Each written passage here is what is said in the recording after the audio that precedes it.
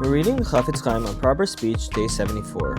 A better deal. It is permissible to inform friends and neighbors of a store where they can obtain items of better quality or at better prices than the store where they usually shop. Here too, certain conditions have to be met. One must know the information firsthand, and if one cannot verify the information firsthand, he would have to say, "I have heard, but I have not verified that." He must be careful that the quality of the other merchandise is superior,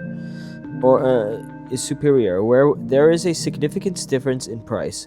One must verify that the less expensive item is not inferior in quality than to the more expensive one.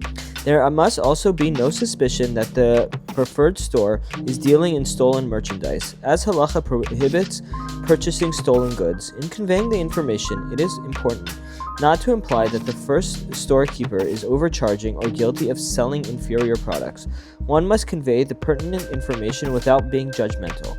Furthermore, since people often view high pricing in a negative way, the information may be considered derogatory, and could only be conveyed for a constructive purpose.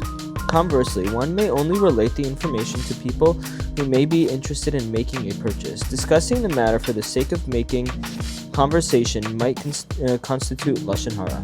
Finally, one should consider why he deems it necessary to relate the information altogether. Perhaps it would be better not to get involved and refrain from any action which would affect the storekeeper's income. Peace in two worlds. The Sefer Malos Hamidos states, "How damaging is strife! It can imperil one's very life. It was the feud between the shepherds of Avram and the shepherds of Lot that caused Lot to move away from Avram and settle in Sodom, where he almost perished along with the rest of the Sodomites." Our sages state, "A home in which there is strife will ultimately be destroyed. A synagogue in which there is strife will see its congregants dispersed, and ultimately will be made desolate. A city in which there is strife will become a place of bloodshed. Two Torah scholars in a single city, or two rabbinical courts in a single city who feud with one another, their end will be death. Moreover, strife between rabbinical courts brings destruction to the world. For when there is peace amongst God's legions on this earth, there is peace among the heavenly legions, as it is written, 'Who builds the upper chambers in the heavens, and his union is established upon the earth.'